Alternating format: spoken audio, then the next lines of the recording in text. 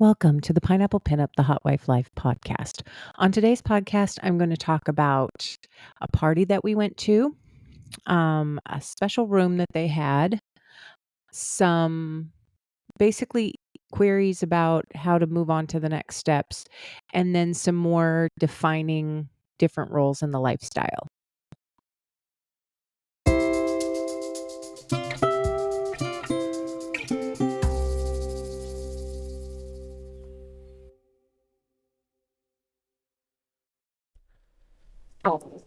So Saturday night we went out to do our slutty fun, and it was a departure from our normal. Our normal is a hotel party, and this was a house party. Now, that's not to say we haven't done house parties in the past, but the few times that we've done them, they have been very hit and miss.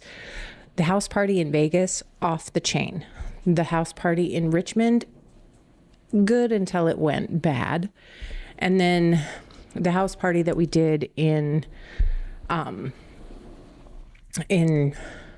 north the first time was too weird. We went back and tried it again, and it was, again, not our cup of tea, not our scene. So going to a house party is not exactly 100% guaranteed to be a good time.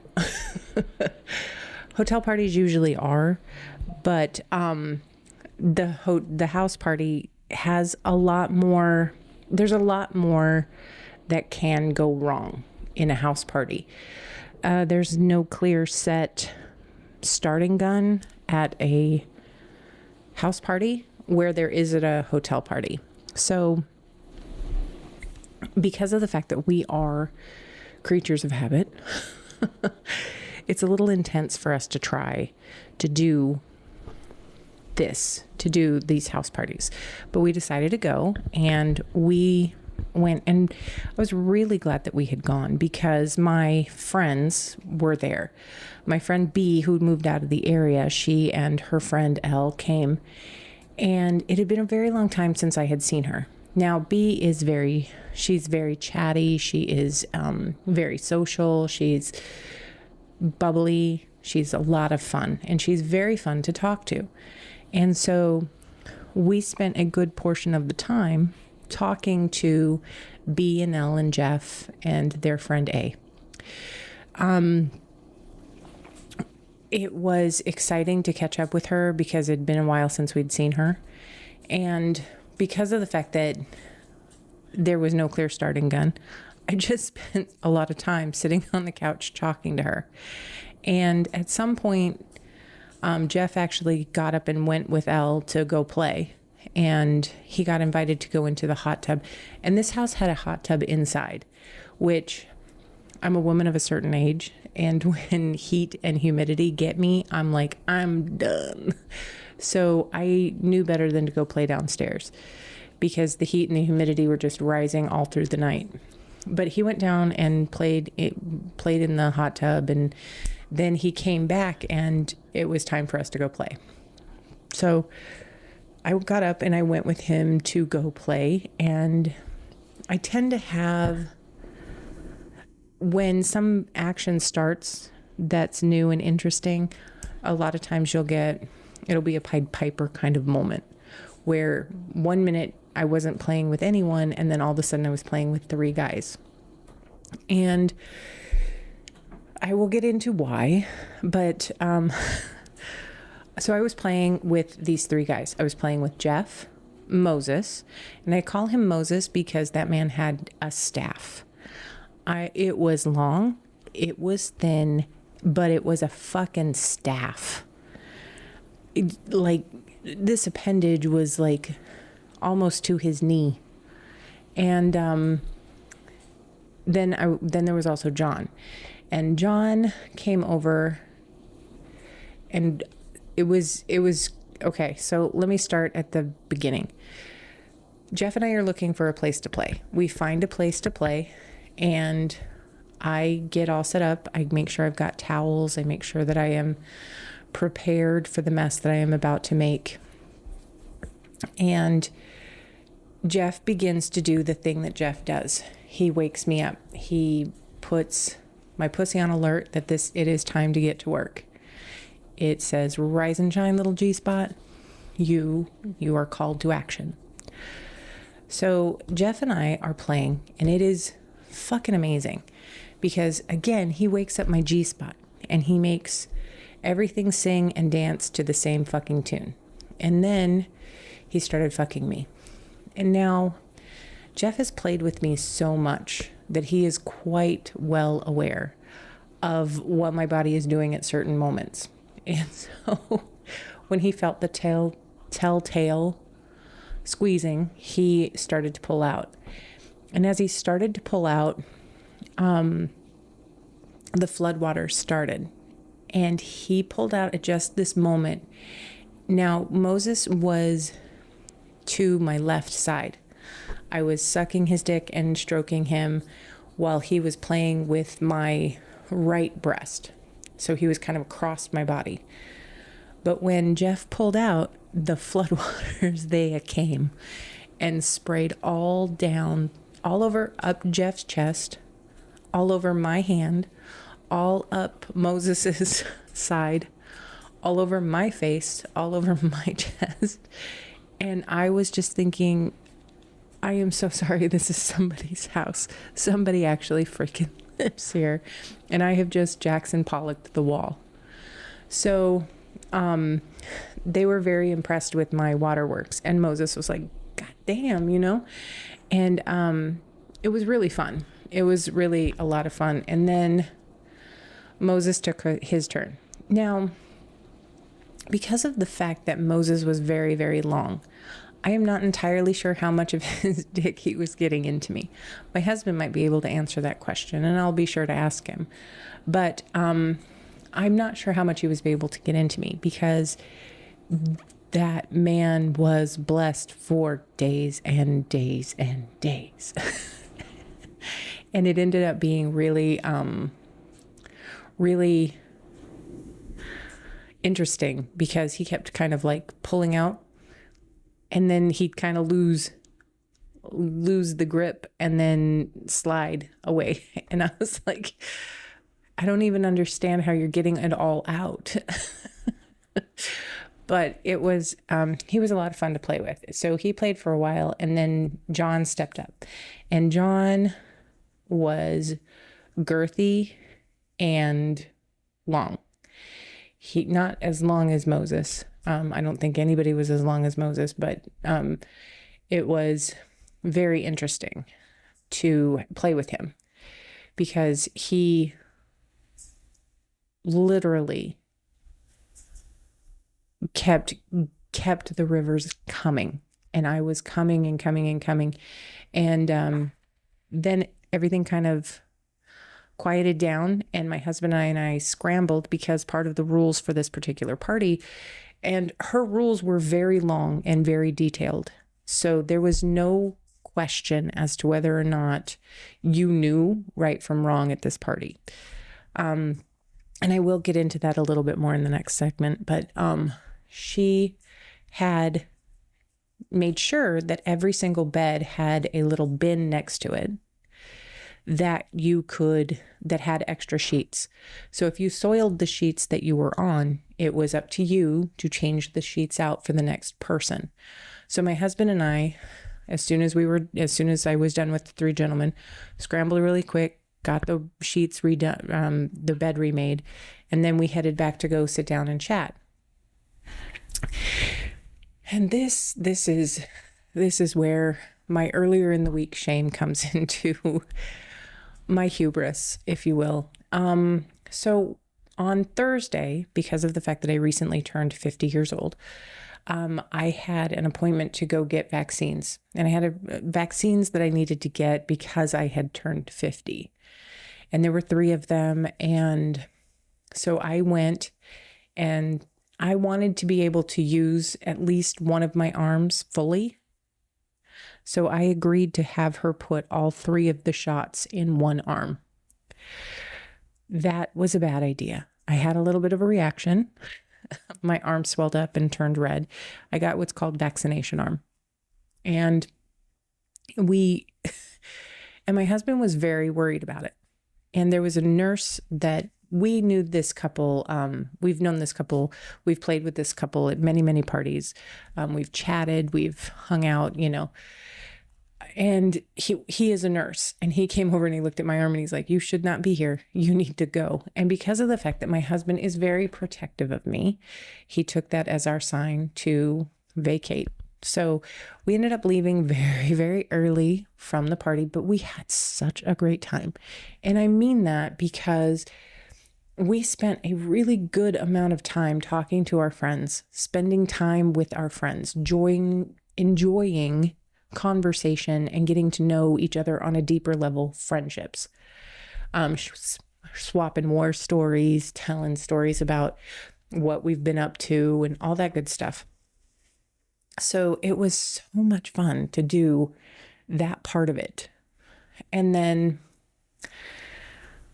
there were other things about this party that I'm going to get into, but I'll chat with you in the next segment.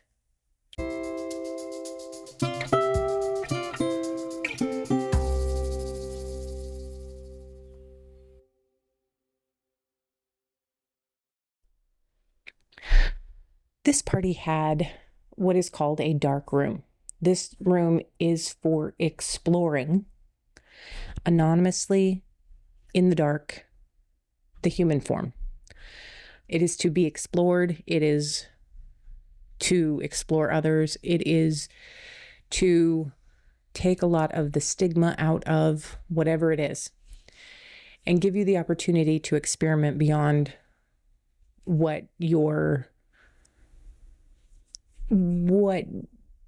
it gives you the opportunity to do things in an anonymous setting. It's a lot like a glory hole. Very anonymous, very dark. You don't know whose hand is where, what hand is doing what. And this dark room had very specific rules. In order to go in, by going in, you were consenting. You were consenting to whatever was going to take place within that room. Now, that doesn't mean that you can't remove consent by saying no, stop, not for me. That's absolutely fine, but you needed to be polite about turning people down. So somewhere in the course of the party, I have a friend who I have spoken to at other parties. He is very smart, very cute, very funny. And we have chatted so much in the past. Like, he's usually a go-to for me to sit down and talk to. And he came over because he saw me at the party, and he was there with a date, and they had gone into the dark room. And when they went into the dark room, he was approached by a man. And because of the fact that he was approached by a man, he was like, no, dude, no, thank you. And the guy basically said, you're in the dark room. That means you're consenting to this. And he said, no, thank you. You need to get out of my face. And then the guy was like, why are you in the dark room if that's what this room is for? And he's like, no, you need to get out of my face. And so he ended up leaving the dark room. And then the gentleman also left the dark room and was sitting at a table nearby to where we were chatting. And he pointed the gentleman out to me and he said, that guy just basically did this thing in this room. Now, I do not have any skin in this game, which is kind of why I am trying to approach it from all angles. No means no. Consent is a gift, and if you abuse that gift, you're in a bad way. So just because you have consent at one point does not mean that consent is still good if someone says no. Okay? You don't get to go back and say, well, you said yes once. That's not how it works. Consent is ongoing, and there's constant check-in with having that consent. So by going into the room, yes, he had consented to whatever the dark room held, but he also said no. So, but here's the thing about the dark room. The dark room is designed to give people who are bi-curious, bi-flexible, an opportunity to see how flexible, how bi they really are. It's an opportunity to go in and just be body to body with the masses. Now, if you are definitely straight, definitely not bi in any way, going into that room seems like fun, but it's going to open you up to things that you may not be comfortable with, which is why it is very, very clear in the novel that was written about this particular room that this room is there for that purpose, to be anonymous exploration. Anything can happen in that room, and if that is not for you, stay out of that room. It's very, very clear. And obviously, be polite about turning people down. Now,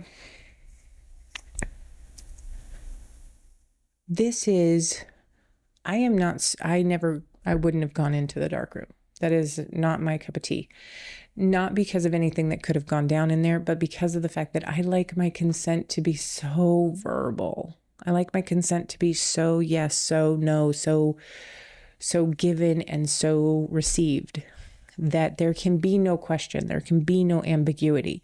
And in a dark room with an implied consent, I'm not super comfortable in that scenario, despite the fact that I think that it would be a lot of fun to go in there and just, be human masses cavorting all over one another. That would be fun. But the consent part really throws me, which is why I never dipped my toe in that particular pool. There are two sides to this story. One side is a story of he should not have been in that room. And the other side of that story is that other gentleman should not have refused to listen. When somebody says no, that's it. That's the end of the story. Okay. That's the end of you don't get to push and keep pushing and think that you have clear and true consent. If somebody says no, you say, all right, then if you change your mind, come find me. That's how no works. No is, red light. No is stop. No is, we're not having this conversation any further. And in order for this conversation to restart, it has to be restarted by the person who said no. That's just it. That's just the facts. So I do not fault the gentleman who was pushing the issue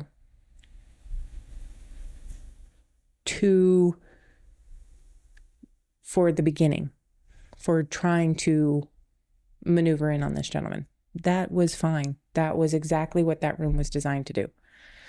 But as soon as he said, no, that's not for me, I'm not interested, please don't, that man needed to stop. And just because of the fact that you are in a room where you feel like you have license to do something does not mean that you have actual license to do anything that you want. There's still some level of consent that you need to, you can't just keep pushing because you feel like somebody didn't listen to the rules. And that's my takeaway on it. That was what I thought.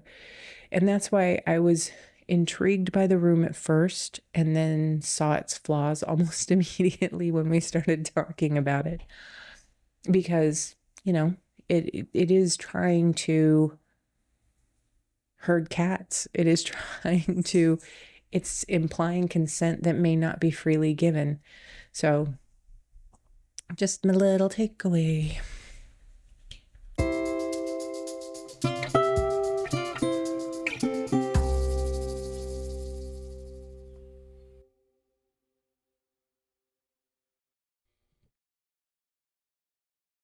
not 100% sure what happens when you put a podcast out. I am not sure how it goes for anybody else. Okay. But I end up on a lot of lists. One that I just got word of is that I made the top 10 of FeedSpot lists, feedspot.com. I am not 100% sure. It was for Hot Wife lifestyle podcasts, which, how many are there? I appreciate it, believe me. And I'm grateful for everybody who listens. And honestly, that is fantastic. But I'm trying to figure out, how does this work? How does being on a top 10 list, I don't know, benefit you other than bringing you more listeners? How does being on a list improve the quality, I guess, of what I'm doing? I'm not entirely sure. I would love to have somebody who's actually versed in the podcast universe give me some feedback on what it is that I'm supposed to be getting from these lists and what it is that I'm supposed to be doing with these lists, because I get a lot of people, like Good Pods have sent me things that I'm on their top 100 list or whatever for personal journals. And I'm trying to figure out what it is that I'm supposed to do with this, what it is that I am supposed to take from this, what it is, how it is that I am supposed to leverage their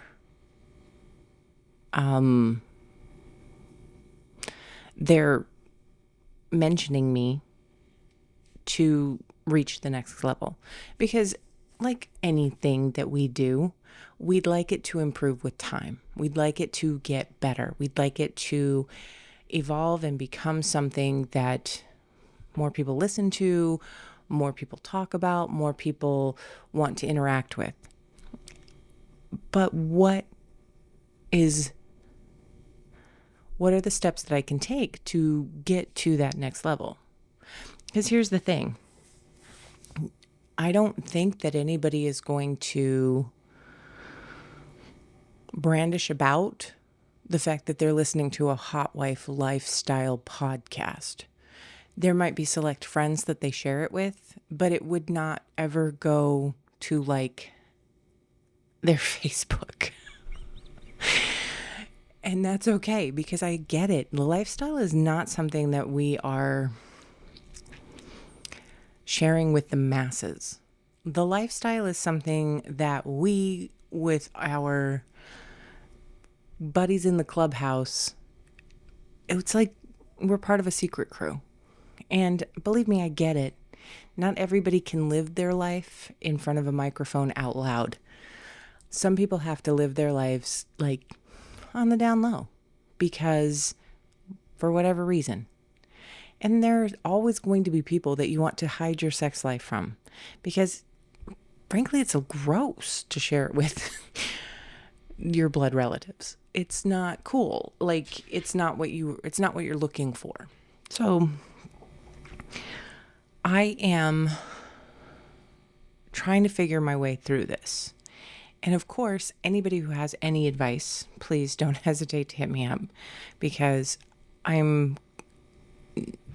know that I'm uneducated in this area, and I would love to become more educated. And I would love to figure out what it is that I can do to take this podcast to another level, to something maybe with interviews, or something maybe a little bit bigger with a little bit more structured something. I don't know.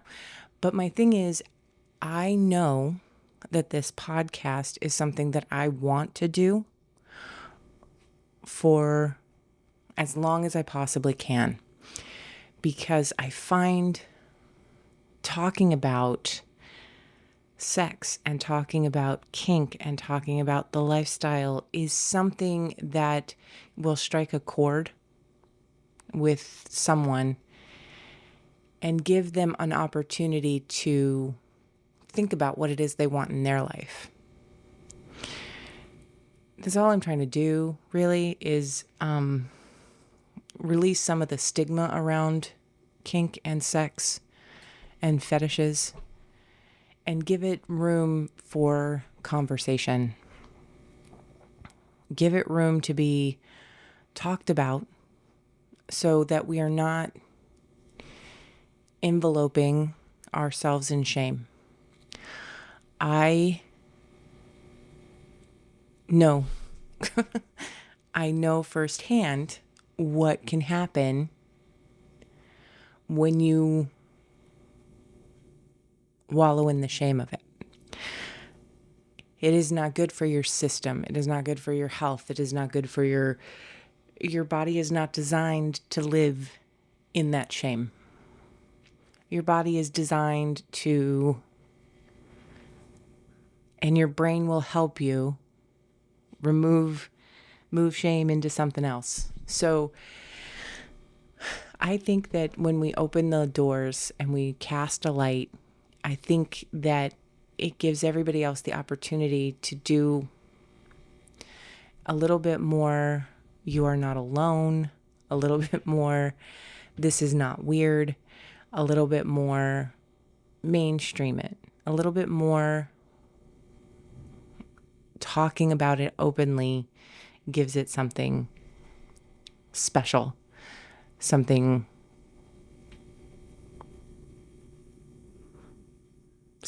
like a community. Let's talk about the branding of the lifestyle. Ethical non-monogamy. Okay, so let's break it down. Ethically, if we're going to be non-monogamous and we don't want to commit adultery, we have to come to a consensus of how we are going to do it, the rules by which we are going to live. And every set of lifestyle couples has their own different set of rules. The varying ways that they play. Now, my husband and I seem to have a kind of fairly typical relationship. Stag vixen, he does not play. I do. And before a lot of people come at me, he really did choose this lifestyle. We discussed it at his urging. Okay? So, but when we first discussed it, I did not realize what it was that he was asking for. I didn't realize that he was asking for a stag vixen or a cuck relationship. I didn't know that. I thought that, like a lot of men, that stereotype that they're constantly looking for strange was what he was trying to do. I thought he was looking for an excuse to go out there and play with other women. And I'll be honest with you, I was actually okay with it. That's why we started in the first place, because I thought that that was where he was going with it. I didn't really think about my side of the street. Okay, I didn't think about how he would react to my side of the street. I didn't think how he would react to my engagement in activities. Now, when we first started, we didn't have the basis of communication, as I may have mentioned a million or so times, and I know that I'm repeating myself quite a bit right now, but we didn't know where we were going with non-monogamy.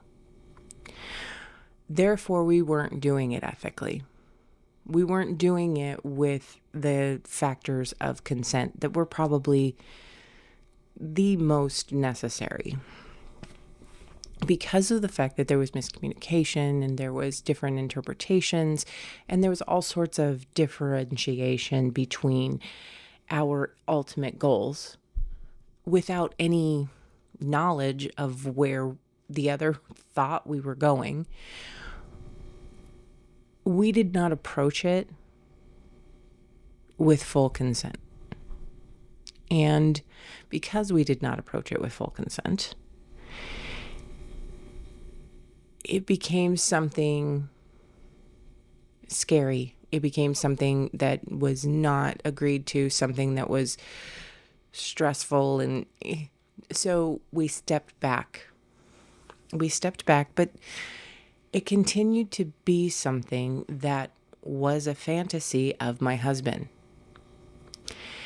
And the sheer volume of toys that we had throughout the years should have brought to mind what it was he was actually searching for. But I didn't know, and I didn't trust him, and I didn't believe him for a very, very long time. Because there are stereotypes out there of what men are, of what men are supposed to want, what men are supposed to do, what men are supposed to be, just as there are stereotypes about women. But stereotypes are not the rule. They are just an overall general assumption. Okay?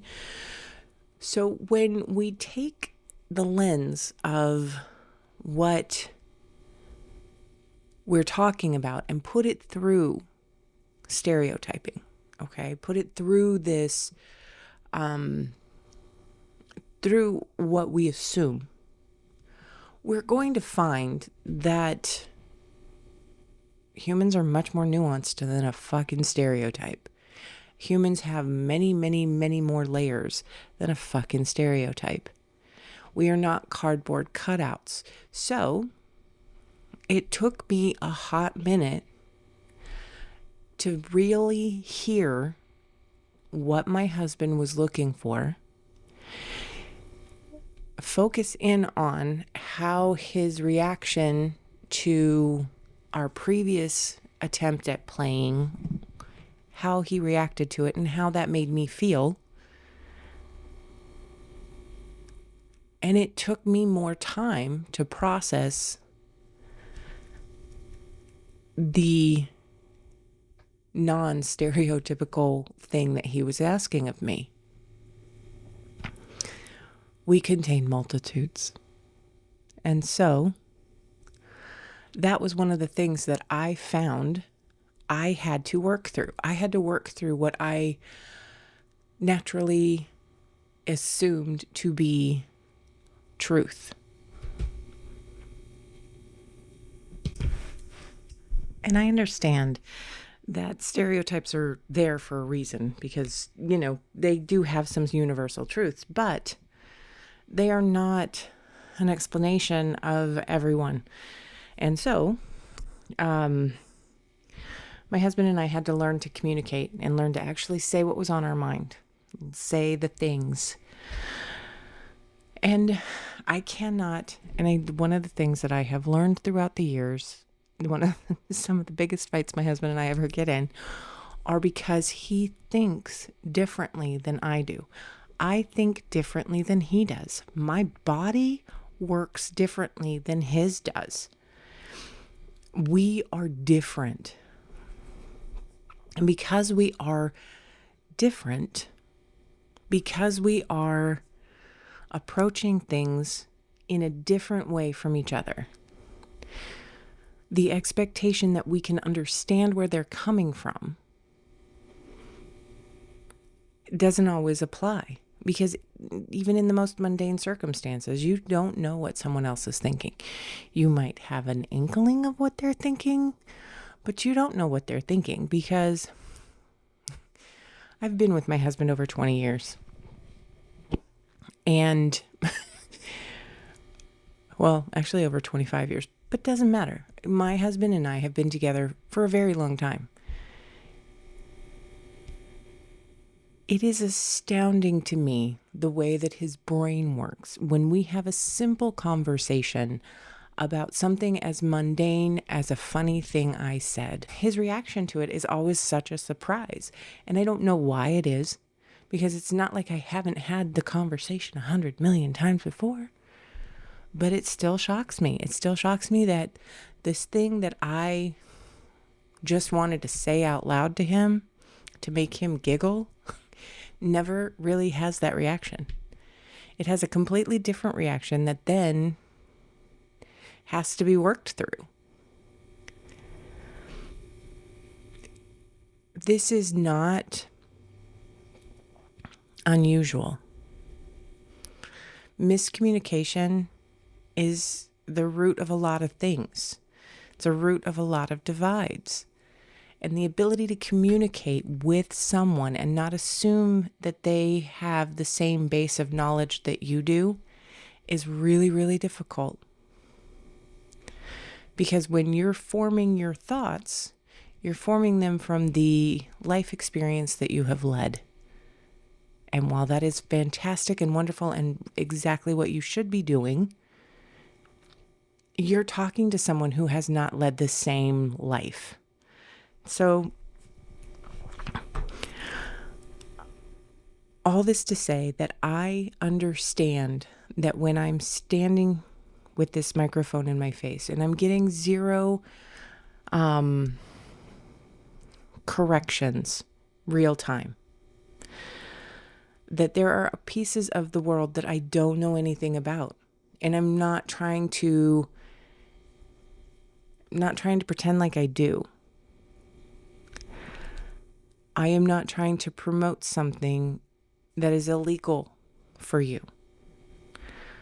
I am trying simply to have a conversation about the experience that I'm having so that you have some basis of understanding, so that when somebody does talk to you about ethical non-monogamy, the lifestyle, the swingers, that there's not an automatic assumption on your part, and you have some basis of knowledge.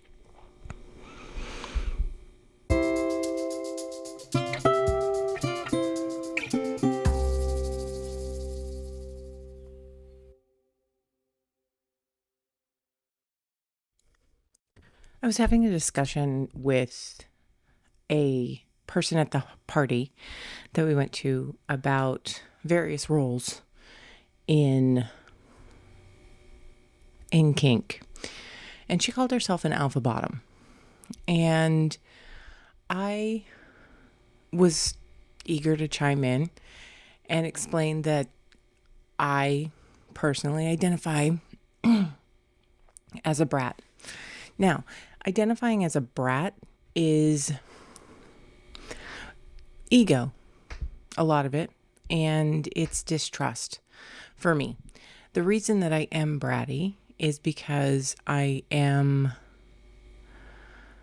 trust the person that I'm with to be, in charge, to understand everything that's going on and to understand the nuances.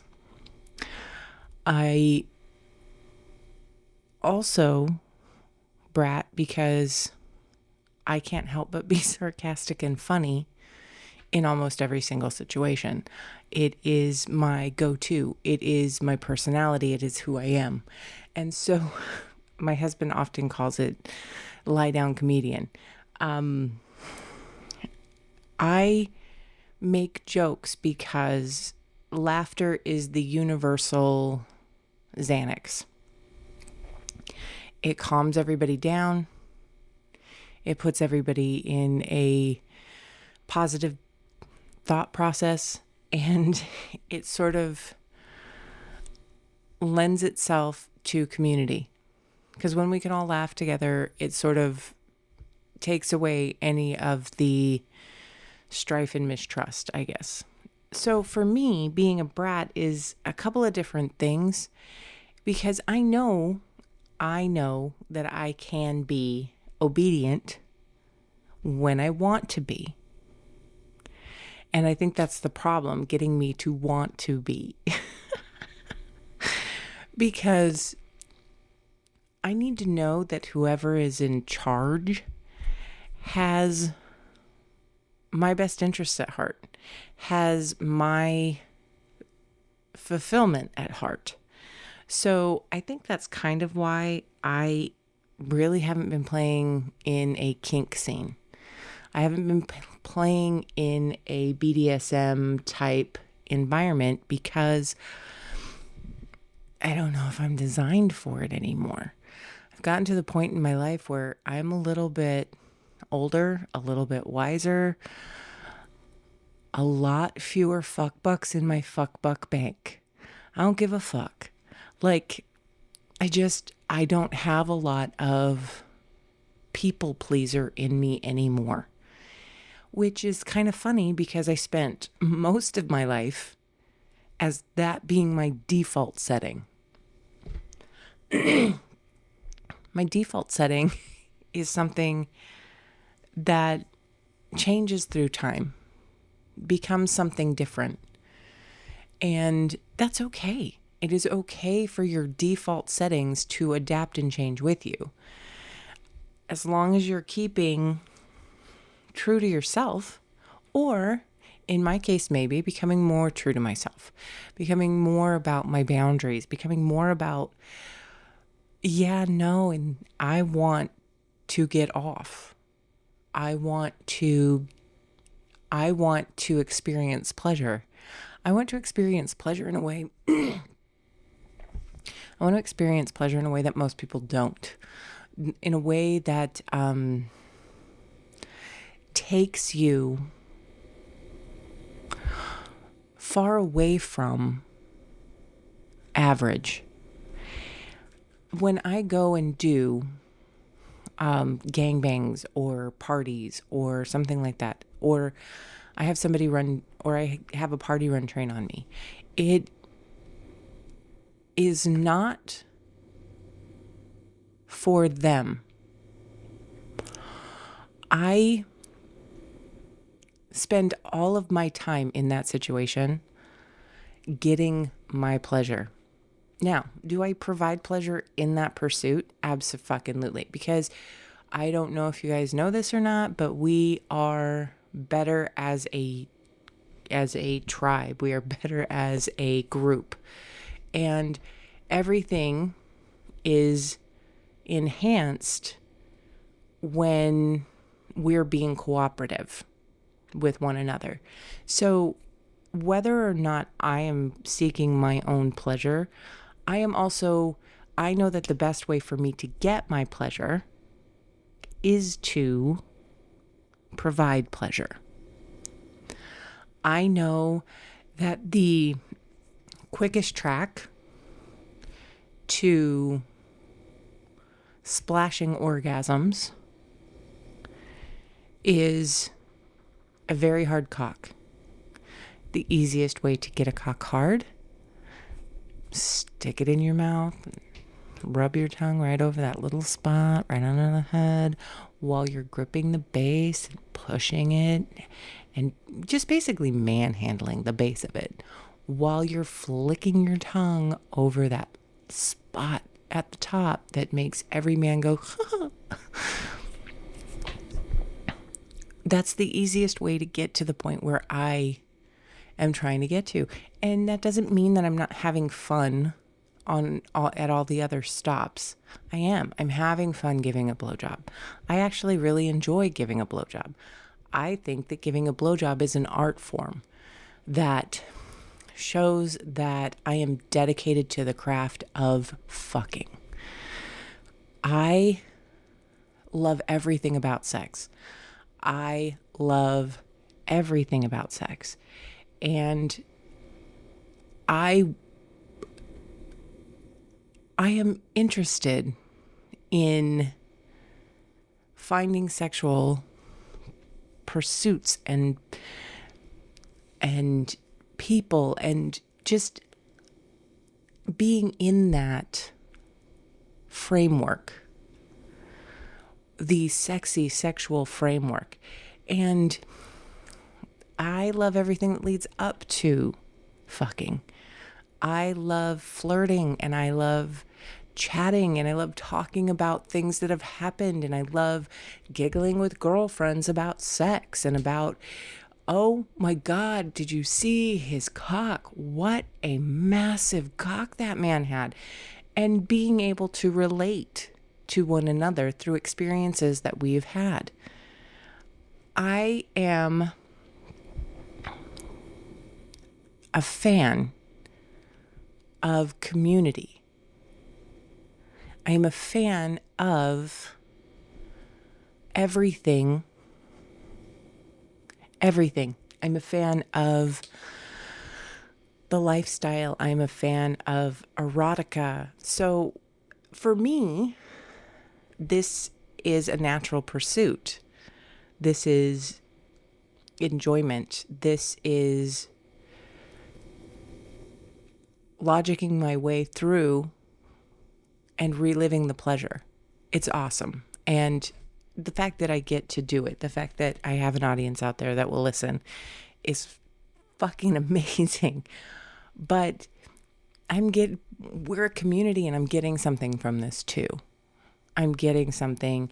And I think when we start looking at the group dynamic, the yin versus the yang, and we start seeing, because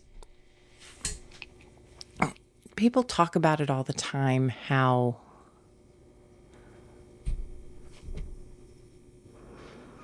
okay, cut that. I just honestly, so for me, to bring it back to my original topic, being a brat is something that I don't know if it was always a part of me in some small way. I believe that it was. That's always been my default. But I think that I have grown into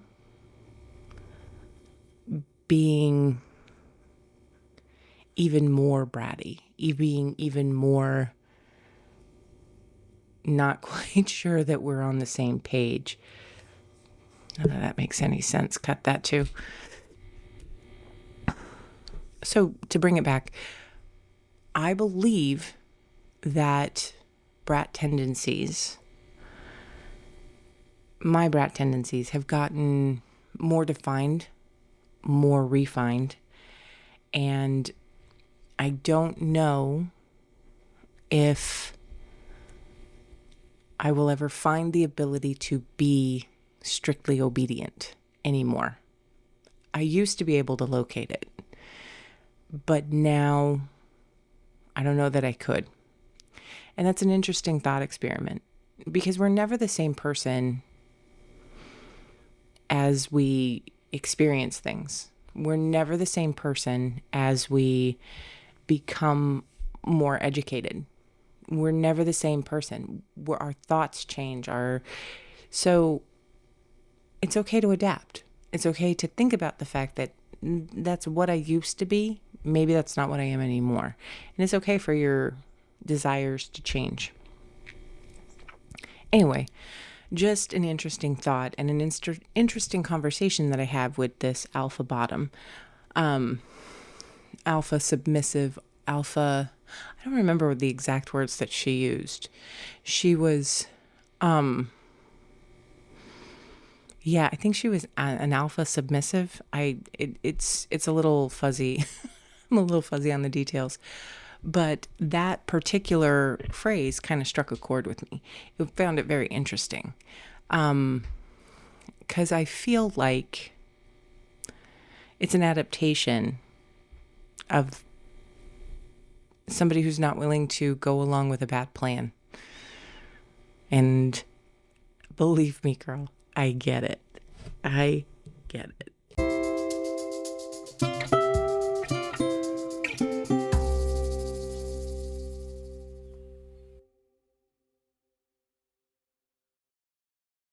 Thank you for joining me today on the podcast. I hope you got something out of it. If you have any questions or want to hit me up for tell me your story, You can reach out to me at pineapplepinuppod@gmail.com or on any of my socials, which are listed in my show description.